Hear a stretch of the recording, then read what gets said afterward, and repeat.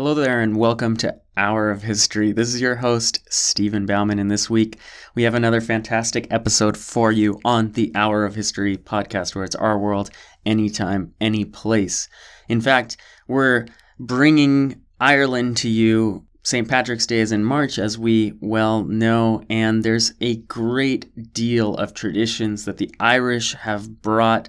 There's a sort of cliched saying that the greatest export from Ireland is the people. Well, this week I'm talking with Dr. Sara Goek about not only the people but the culture, and how traditional music kind of brings people from all sorts of backgrounds together in this exploration of Irish culture. So if you have any interest in people moving across boundaries, moving across borders, and bringing with them their traditions and their culture, you're going to absolutely love this episode. It's certainly going to give you some wonderful things to talk about at the upcoming St. Patrick's Day. So happy St. Patrick's Day, or happy whatever day you choose to listen to this timeless podcast on. It's a pleasure to have you listening and subscribing on the Hour of History podcast. Dr. Sara Goek coming up on Hour of History. It's our world, anytime, any place. Enjoy. You're listening to the Hour of History podcast. Our world, anytime, any place. With your host, Stephen Bauman, and producer, James Abel. The Hour of History is a member of Episodic Network, an association of fun, interesting, and informative podcasts. EpisodicNetwork.com. Without further delay, your Hour of History starts right now.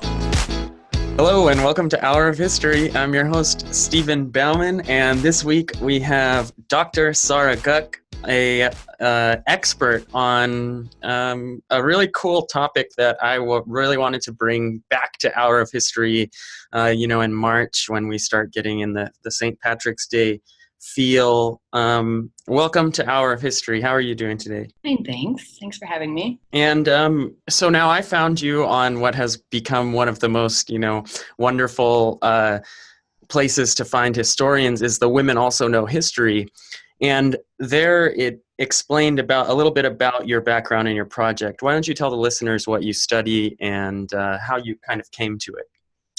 Okay, so my primary field of expertise is oral history and Irish migration.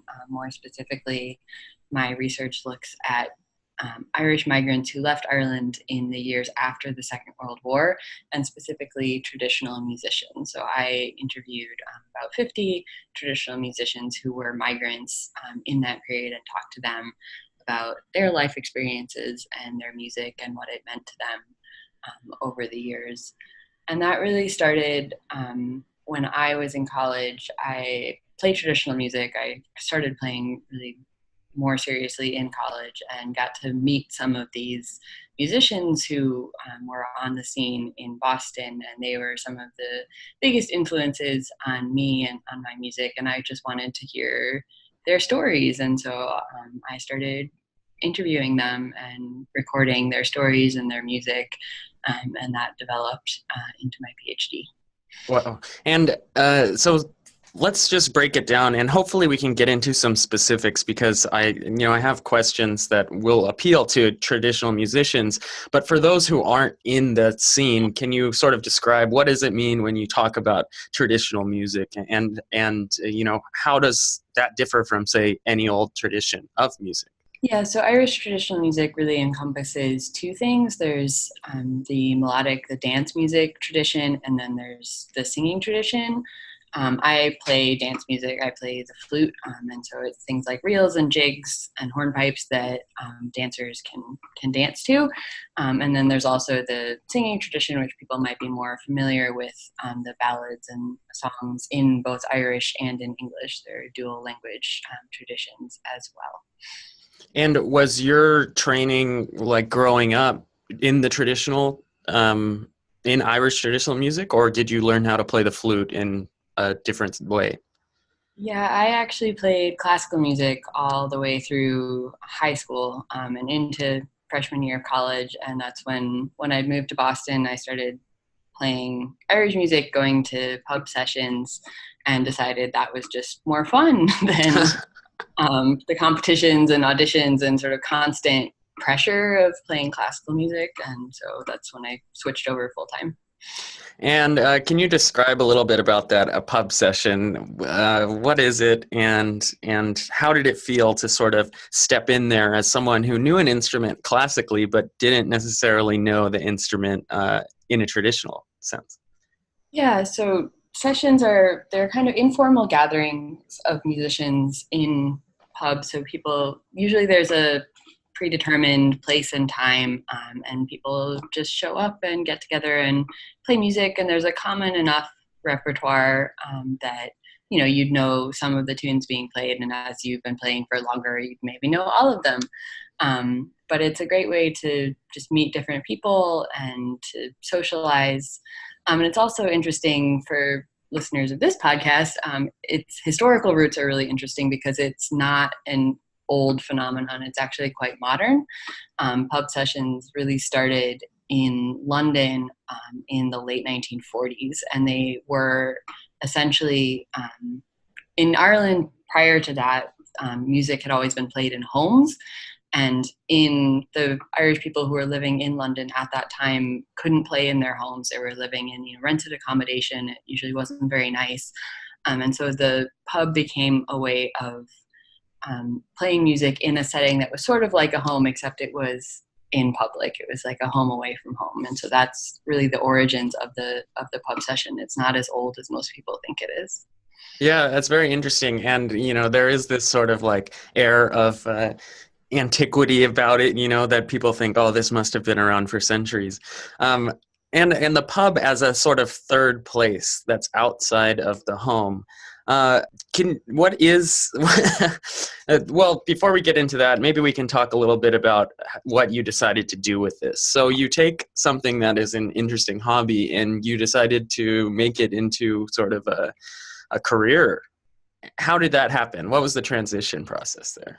It just sort of happened. It had started out, like I said, I started interviewing people when I was in college, and then I went to Ireland. I went to live in Ireland in grad school. I did a master's and then the PhD at University College Cork in Ireland, and it worked as a topic, and the timing worked out, and I was able to use the connections I had through playing music to find more people to interview and to convince them then to be willing to share their stories with me as well. That was very helpful, having that community.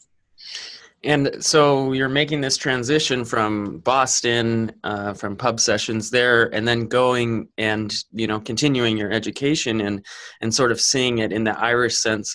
What about music in Ireland was different from Irish music in America?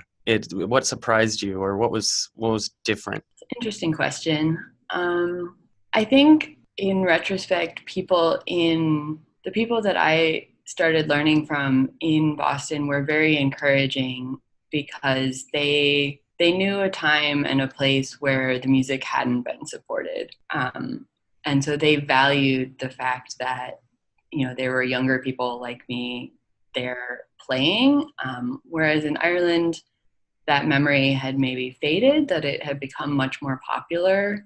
And so to a greater extent, it was maybe not taken for granted, but there wasn't the same sort of sense of appreciation or a sense of the past that I had experienced in Boston. And the people that were playing more out in the sessions in Cork were younger, whereas in Boston, there'd been this sort of generational gap. There was a lot of older musicians, and then there were a lot of younger musicians, but it was sort of missing a middle generation almost, whereas that spread was present in Ireland, if that makes sense. Yeah, it totally does. I'm really kind of interested in this sort of cultural transmission across, both time and place, but also this idea or this struggle with authenticity, or what it is to actually be Irish traditional music, because it sounds like you're describing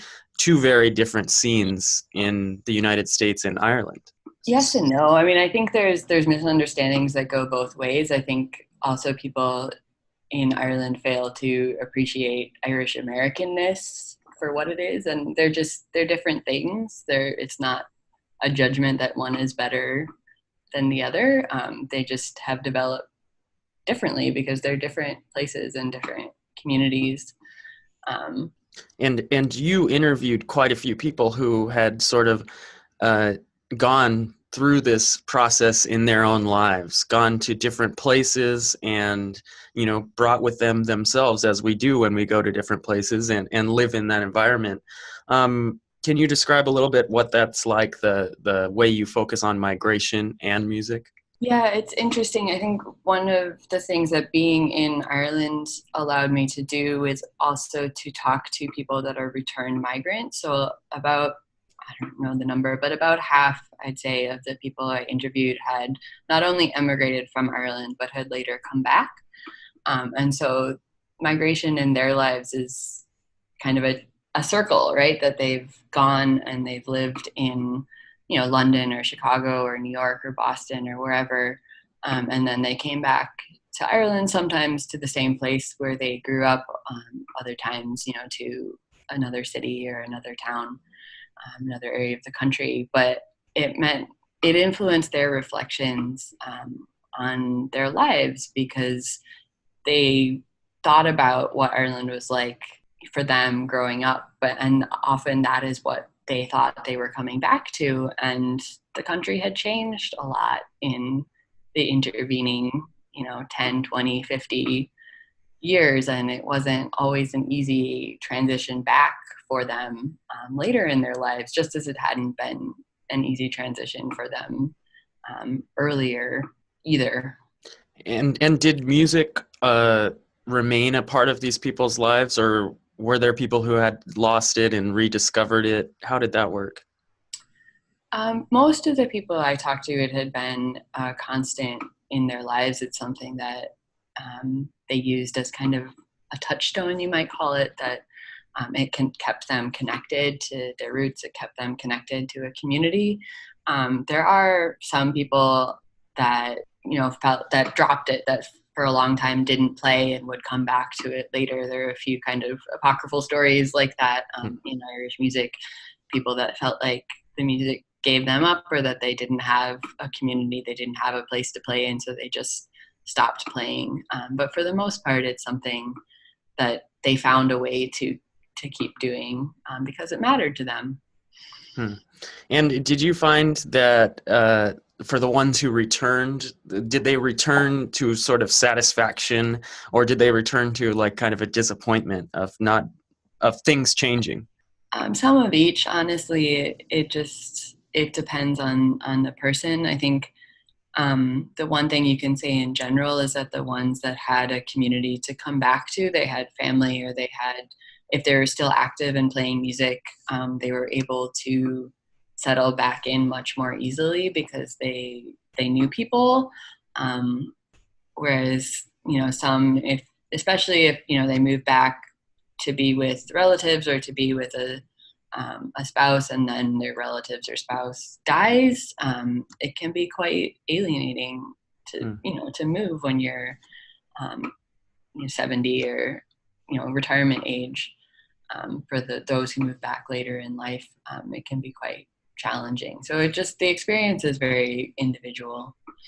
And now going and collecting these oral histories and talking with people for hours and hours, you have to have an appreciation for the music, but for also the people.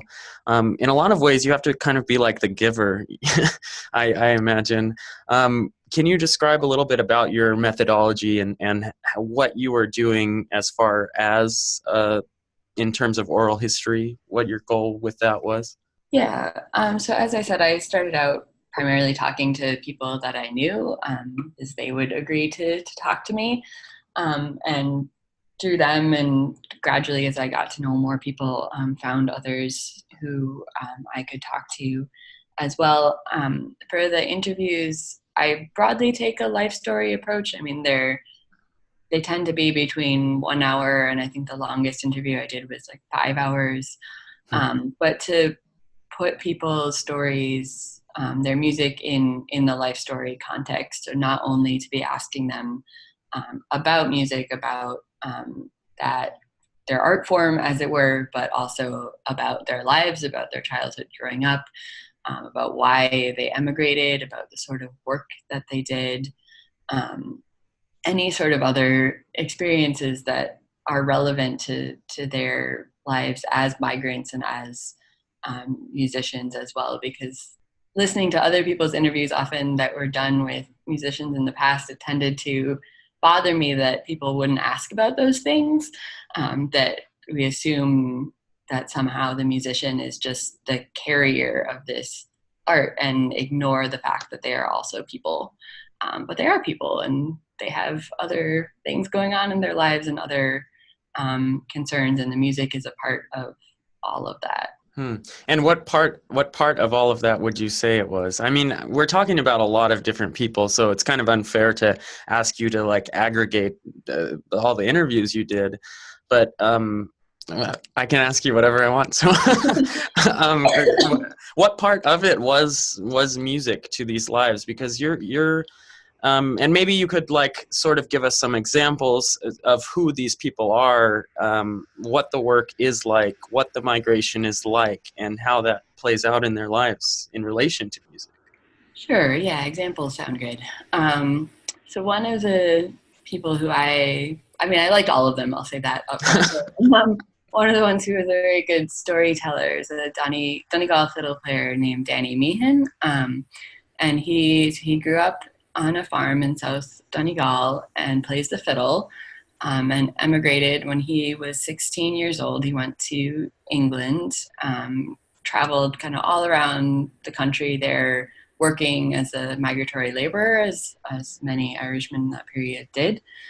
Eventually settled in London, and he became a stonemason and lived in London for about 40 years, and then retired and moved back to Donegal, where he still lives and still plays music, and you'll see him at festivals and sessions and everything else, still going strong. But he told a story about encountering a fiddle player who's kind of a legend in Donegal. His name was John Doherty, and he was a traveling fiddle player, a tinsmith, who was well known around Donegal in the early 20th century.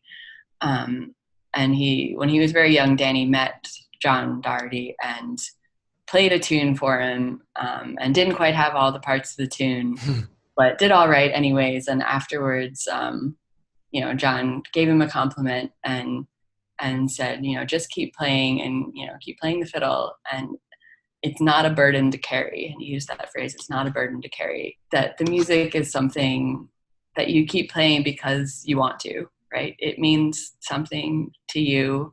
It is valuable to you. It is worthwhile to you. It is not a burden. And I thought that was a really wonderful way of expressing that relationship, that we can imbue more meaning in it, but really these people keep playing music because it is meaningful to them and to their lives. Yeah, that's a kind of extraordinary sentiment, because a lot of times, especially with anything that gets into the tradition territory, and especially with music, something that's like high skill and high training, it seems like there's a lot of negative energy around people who can't do it, or who forget parts of it.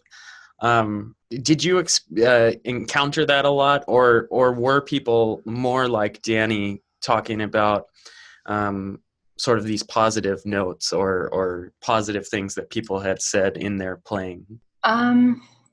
You mean did they express it, or did I personally? Yeah, maybe a little of both, because you mentioned at the beginning of the show how supportive an environment Boston was, and that kind of stuck with me, because that's so important for a beginning musician, a beginning student, a beginning anything, to go into an environment where you're not immediately crushed for not doing the right thing, So maybe you could tell us a little bit about your experience, because you've done this on both sides of the Atlantic, and maybe a little bit about the people you interviewed as well. Yeah, I've been lucky, I think. I've always had people who were very supportive. I mean, that's not a uniform experience, certainly. Um, as anyone who plays in sessions will know, there are definitely friendly sessions and unfriendly sessions. But I've been lucky. I've gotten to know people that have encouraged me, and I've gotten a lot better over the years, which helps as well. But it's not always positive, and I want to stress that as well. I think now we have a very positive view of Irish music. We live in the post Riverdance age, right? Post Celtic Tiger age, that Irish music is, at least in some circles, cool. And that was not always the case, and certainly not for the people that I interviewed who would have grown up in the 20s, 30s, 40s, 50s. Irish music was very uncool, even in Ireland in those times. In fact, it was decidedly uncool. It was associated with, being poor, with being rural. It was not a high status art form, certainly. And a lot of Irish people, both in Ireland and in Irish communities in Britain and America and elsewhere, would have looked down on it. And so in that sense as well, the fact that so many people, kept it up and kept playing anyways, is significant as well, that it's a sign of what it meant to them, that these perceptions, they didn't allow them to dictate what they would or would not do. They did talk about them, the negative perceptions, which were very much class-based, I would say. It's interesting. And you mentioned the rural sort of, the being away, or we have a rural urban divide here too. But it's interesting that Irish traditional music seems to be doing well in urban areas in the United States. Can you explain a little bit why that is? Well, the Irish have always been very urban in the U.S., so I don't think it's any accident. That's where the populations are. I mean, going back to the 19th century, the Irish were far more urban than the American population as a whole. It is interesting that now it has, I think, moved outside of Irish communities. I mean, I'm not Irish American, and certainly not all the people that I play Irish music with are Irish American. Some of them are, but it's not restricted to that in a way that it once largely would have been. Yeah, we had a great moment at the session I went to a few weeks ago where someone came up and said, so are you Irish? And everyone just kind of looked at each other, and then finally someone said, no, but we like the music. And it was kind of like, yeah, that's interesting. But is that sort of like the next stage? I guess what the root of my question here is how applicable is what you've done and sort of the oral histories you've collected to, say, comparative research? Studying other traditional music scenes or migrations or things like that? Very. I think I assume these sorts of things happen in all sorts of communities and all sorts of times. I think historians tend to be kind of afraid of music, that it seems too abstract. I don't want to talk about it. I was constantly kind of mislabeled as being in the music department. Which I'm not and never was, because people hear music and that's where their mind goes. But if you think about it more broadly, that it's a way of looking at community, it's a way of looking at identity, it's a way of looking at social history and cultural history, then it's not really just about music, it's about the people who are engaging in it and the communities they form and what that means in terms of their identity, their adjustment processes, their lives, really. And I think that's something that you can apply to a whole host of different contexts. Yeah, it's interesting. I'm thinking, like, as we talk about this in a comparative sense, maybe other, hopefully that there's similar work that goes out. How important was it to you to get a sound component to your sort of seminal project in your PhD? Oral history is about sound. And I think that is something that people sometimes forget, that it has been dominated for a long time by transcription and by the written word. We all know that scholarship is obviously dominated by writing, but at its heart, all of these words were spoken first. And so it is important, I think, to focus on the fact that that's the source. The sound is the primary source. And then added on top of that, obviously doing music as well. Even though I'm not studying the music per se, it was important to create a record of that in addition to the interviews as well for me. And that kind of ties into the traditional music in a sense, right? Because there is written music. Like we have collections of tunes that are written down, but they're not exactly accurate, and they seem to change all the time. And it's very much an oral tradition, I guess, if you can apply that to music. Yes, yeah, definitely. So can you explain a little bit about that? I know I too was trained as a classical musician, and not having a sheet of paper in front of me is like kind of horrifying. It does take some getting used to at first. Many years on, I don't even notice anymore, frankly. So you do get used to it. But yeah, I mean, most of the people I interviewed, I'd say can't read music. Maybe some of them can, but it was never taught in that formal way. It's an oral tradition. It's passed down by listening, person to person, and gradually, over the years, as things like radio and records were introduced, that became a form of transmission as well. And there's a whole debate within music scholarship about how much that has influenced the form of the tradition and so on, that I won't go into. But it is still primarily an oral tradition, one that you learn by hearing it rather than by reading music. And the same with the storytelling and the song traditions in Ireland as well. They're all very closely related. And so you mentioned there's the different types. There's the dance music and things like that. Are they still being transmitted in the same way, or did you notice a lot of differences from your interviews in the past and how it is today? I mean, it's become more formalized. I think they are still, the short answer is yes, they're still being transmitted in the same way, but in addition to new ways. So there are just more ways that people can learn now than was available to the people that I interviewed. And that's not a judgment. It's just the fact of life and technology. And I think one of the interesting things talking about learning traditions that many of the people I interviewed commented on was that how when they went, abroad, if you're going to London, all of a sudden you have access to all these different musicians from all different parts of Ireland playing all these tunes that you've never heard before.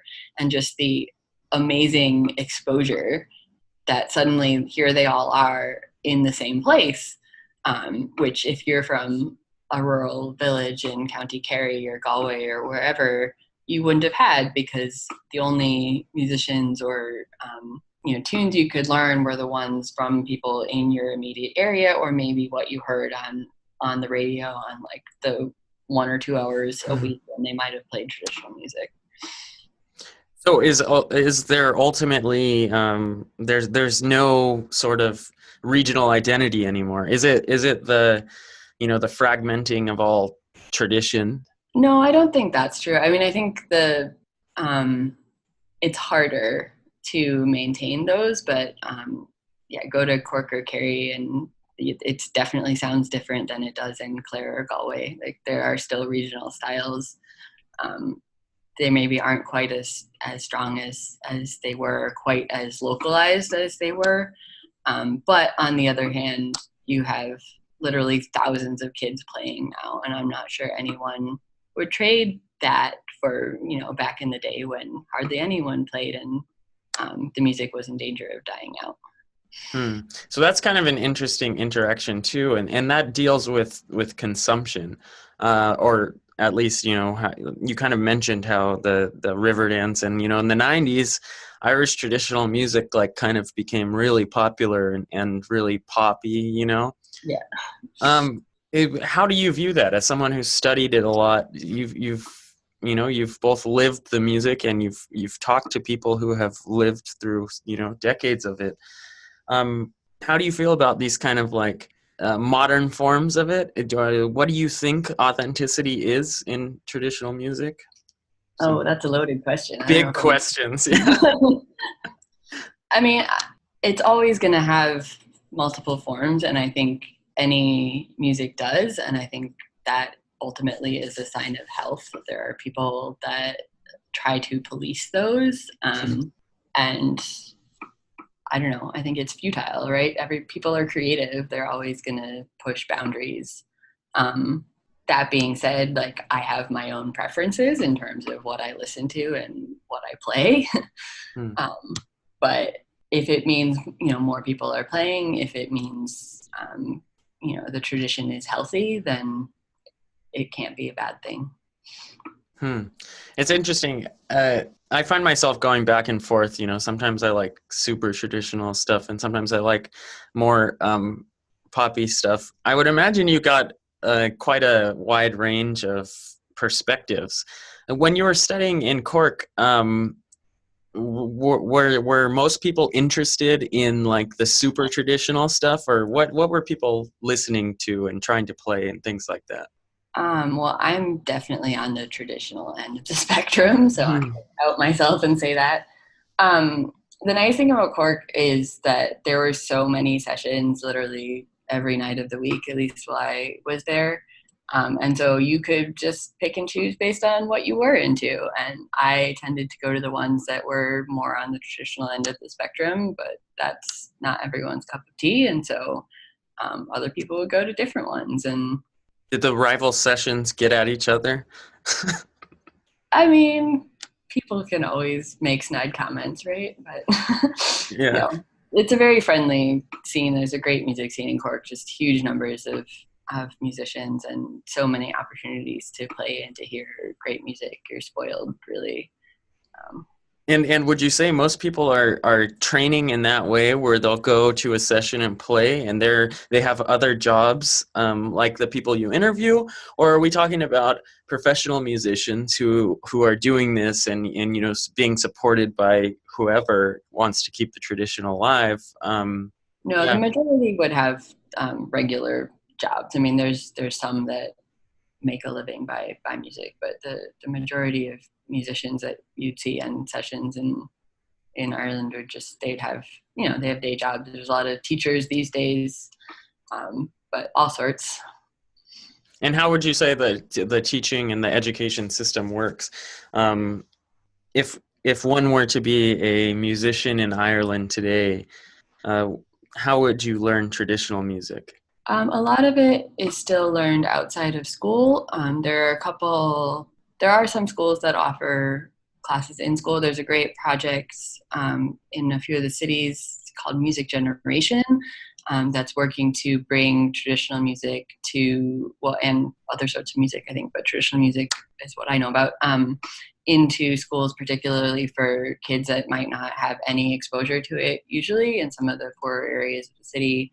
And elsewhere, just to broaden the reach and who can play music and to get more kids playing. So that's not widespread. That's kind of a different program. I think that program is just in a few cities. I'm not an expert on the school system, so.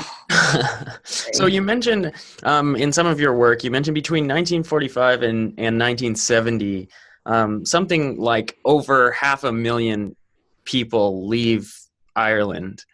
Can you talk a little bit about the trails they take, the paths they make, and what impact that has made on your research and sort of the world? Not a big question at all, right? Yeah, exactly. You have 5 minutes. Yeah, so I think it's the figure, the net migration is about 600,000 in the post-war period, which if you take that as a percentage of the Irish population, that's over 20% of the population in 1945 um, essentially becomes migrants. Obviously, since it's net migration, it doesn't quite work that way. But to give you an idea of what the scale is like, it's just a huge number of people. And Ireland is no stranger to emigration. Obviously, it had been going on for all of the country's history.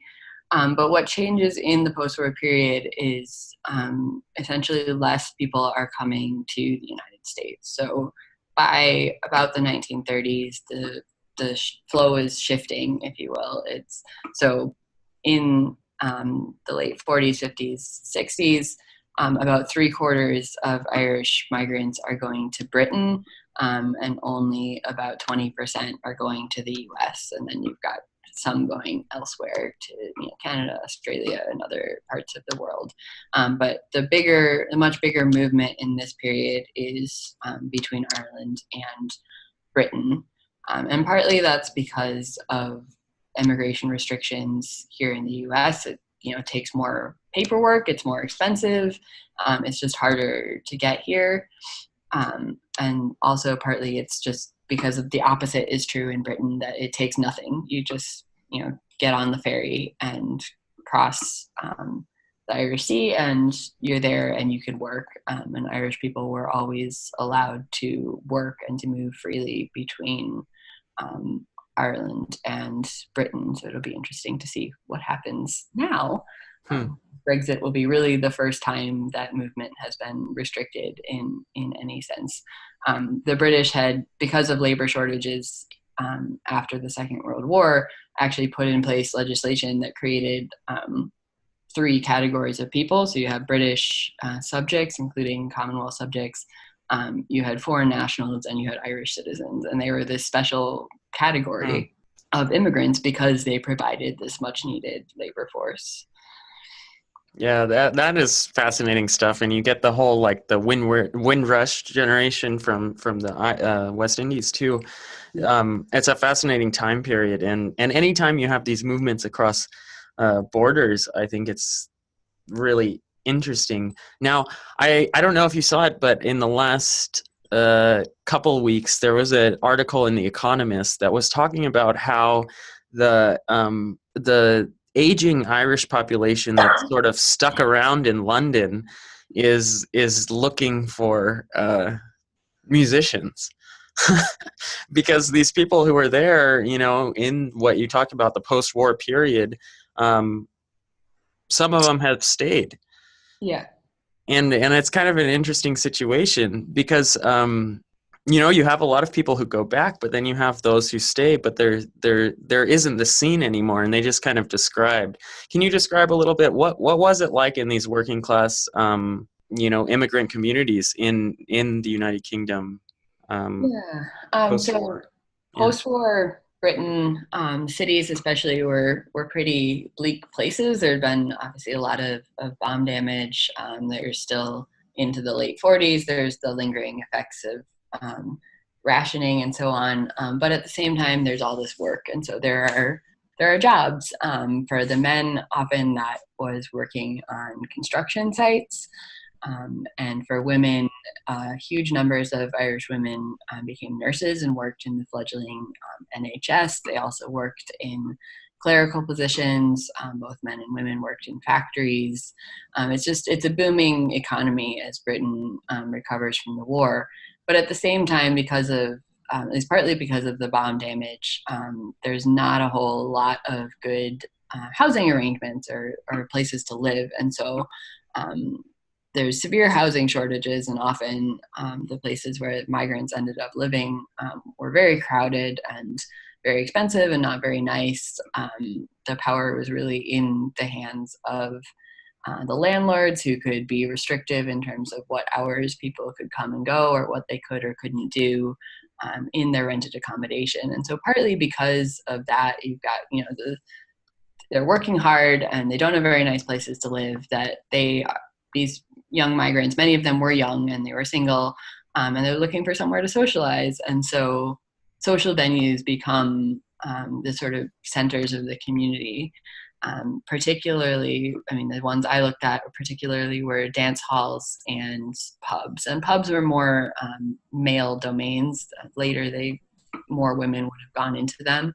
But dance halls, both men and women, would go to the dance hall, usually an ethnic dance hall, in the evening, and it's a place where they could socialize and meet their friends and just hang out and hear music and dance. It sounds pretty awesome. Yeah. Now, I mean, anyone who knows me or who saw me when I was doing research in Cuba knows I'm pretty helpless at dancing. Where would these people learn to dance? Where there was certainly a hierarchy with the music, right? Yeah, I mean, all sorts of dancing too, not just, even the Irish dance halls wouldn't have only had Irish dancing. They would have had, they played waltzes and foxtrots and everything else that was popular at the time. They did tend to be a bit more traditional than some of the non-ethnic venues. So there's a photograph of the Galtymore, which was the biggest Irish dance hall in London. And you can see a sign on the wall that says "Jiving strictly prohibited." But that being said, so within the dance hall, within the Galtymore, you had two floors essentially, and one was for all these sort of modern types of dances, and the other would have been more for the Ceilidh dances. And so you could choose, whatever suited your fancy, or you could go back and forth between the two, just whatever you felt like dancing to or whatever band was playing. That's very interesting. And something that is, sort of stuck in my mind as a violinist is you mentioned these people are doing fairly intensive, not fairly, intensive manual labor, which is not something you imagine musicians doing. Did anyone talk about that, like the sort of disconnect between? And I remember, I've talked to, or I've read anyway, about Cape Breton fiddlers, who would work in the coal mines and then come out and play the fiddle, and it's just like a total disconnect. I think it only seems like a disconnect to us. I don't think it was to them, and that's part of my point about this being part of their lives, that in the days before radio or television or other forms of entertainment like that this was entertainment. It was what you would come home and do in the evening. In Ireland, you'd work on your farm during the day and, come home and take the fiddle off the wall at night and play a few tunes, or go down, to your neighbor's house to play a few tunes, or the neighbors would come to you and you'd sit around and, chat and play or sing or whatever. It was just a form of entertainment, a form of socializing. It wasn't an art, in the high art sense that we kind of think of music as being. So I don't think it didn't feel like a disconnect to them. It was just an extension of their everyday lives, and it became then translated from sitting around in your kitchen in your farmhouse in Ireland to taking your fiddle down to the local pub and meeting up with a few of your workmates and playing a tune there, and that just got translated based on the context that they found themselves in. Now, see, when you describe it, it sounds delightful and wonderful, and awesome, but like, especially nowadays, where we're living in this kind of age of where people are isolated and lonely and things like that. Did people ever stress how hard it was to like farm all day? Because being a farmer is not easy, right? Yeah. No, I definitely don't want to romanticize it at all. That's not the case. And that comes through, I think, in the stories of emigration, that in this time period, there wasn't a whole lot of options. And so if you grew up on a small farm and, there were probably several kids in the family, and, only one of them was going to inherit the farm, and maybe one of them could do something else. You probably didn't have a high school education. Most people didn't at this point. It wasn't free until 1967 in Ireland. So most of the people that are emigrating wouldn't have had more than about 8 years of primary school education. Some would have gone to secondary school. But really, yeah, you didn't have a whole lot of options. And so going to England, going to America was what you had to do to get a job. And it wasn't an easy life, but for the most part, I think they made the best of it. And one of the interesting things that came out of those stories is that even though you would think people would say, I didn't have a choice, that actually I think human beings like to emphasize their own agency. And so even when you would think from all the circumstances that they describe that there wasn't a choice, they'll say, no, I didn't have to go. I wanted to go. I wanted these opportunities. I wanted to see the world. I wanted to go make money for myself. And they'll stress that aspect of it, even though really like what was there for them at home, right? Yeah. But we like to think that we have agency in our own lives, and I think all of us do that. I don't think that's a unique phenomenon. I listen to a lot of oral histories. I'm a fellow at the Holocaust Museum, so and the USC Shoah Foundation did these recordings, are just absolutely amazing, where they basically got all the Holocaust survivors and just interviewed them for hours and hours. Yeah. And it's I have trouble making heads or tails of it, because a lot of every account is completely different.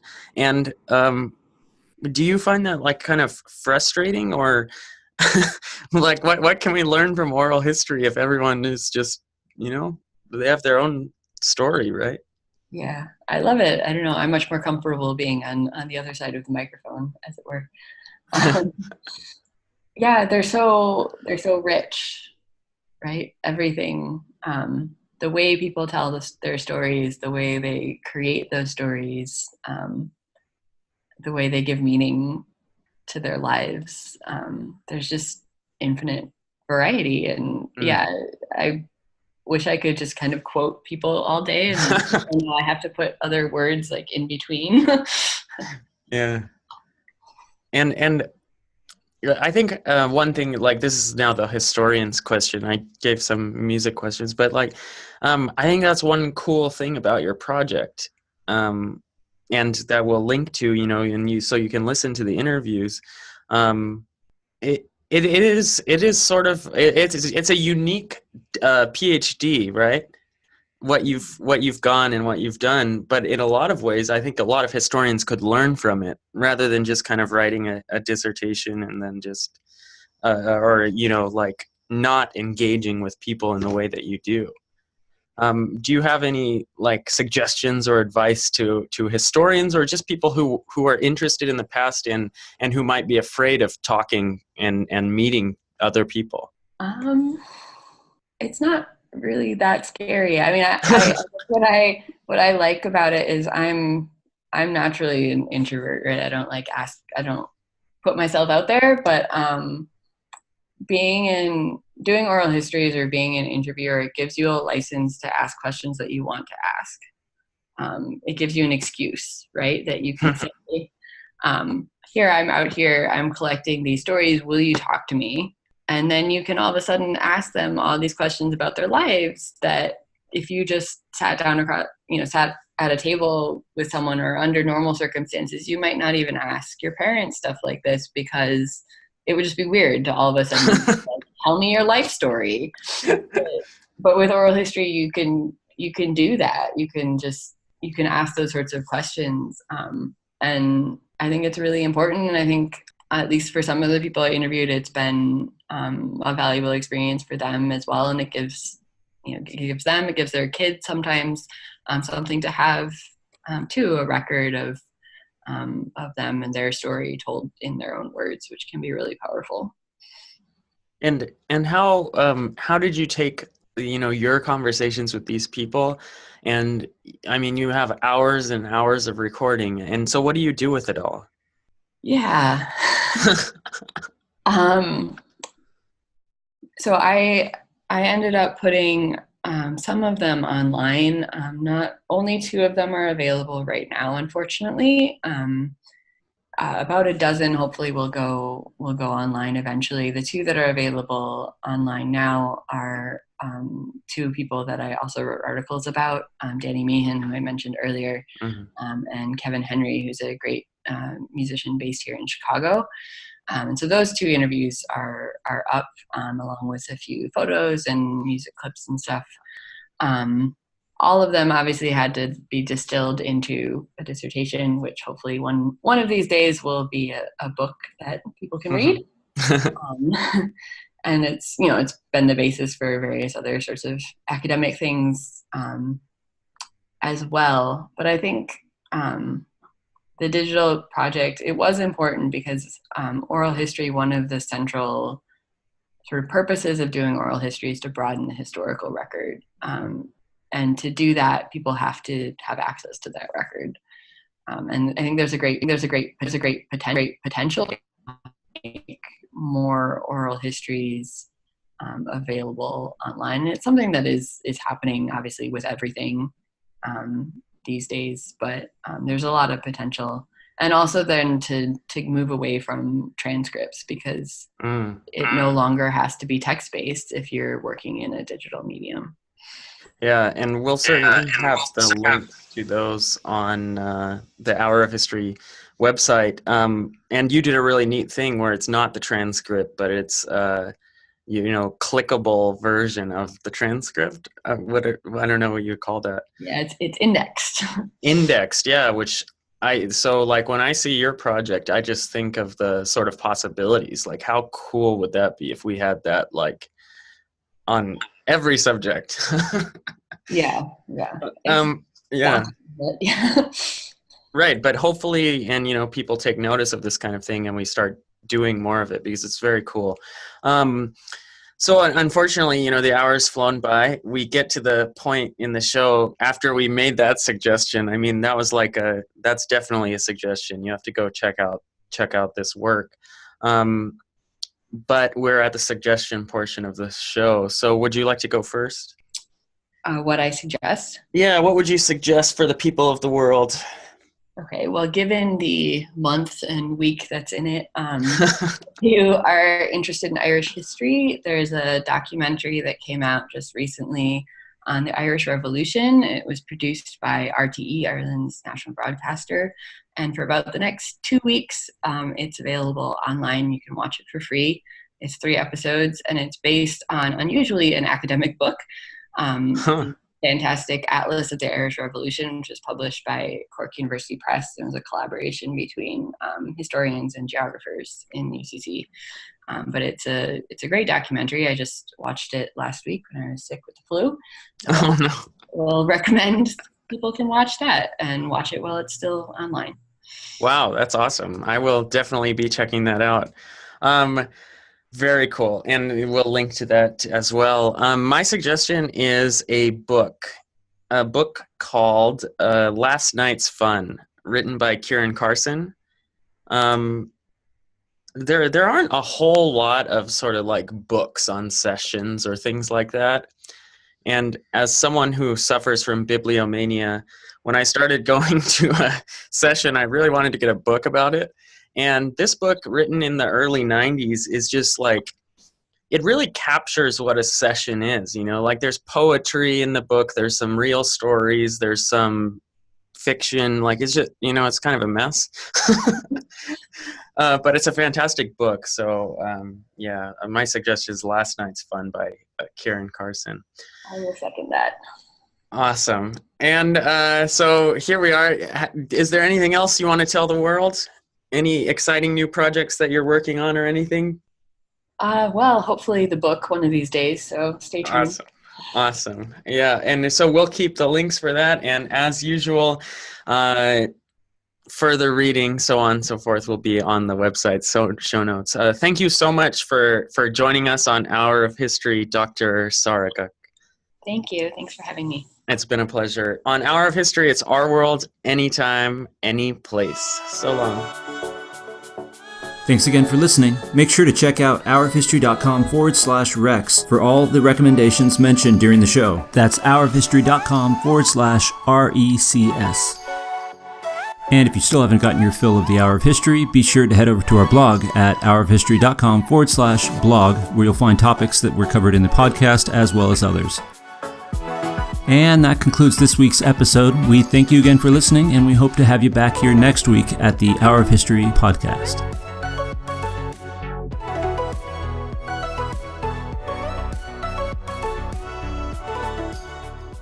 Hey, Hour of History podcast fans, have you checked out the Hour of History blog, hourofhistory.com/blog, updated twice a month with new content talking about the trials and tribulations of becoming a historian, as well as some great suggestions for books, movies, and just about everything else under the sun. hourofhistory.com/blog. Hour of History, it's our world, anytime, any place.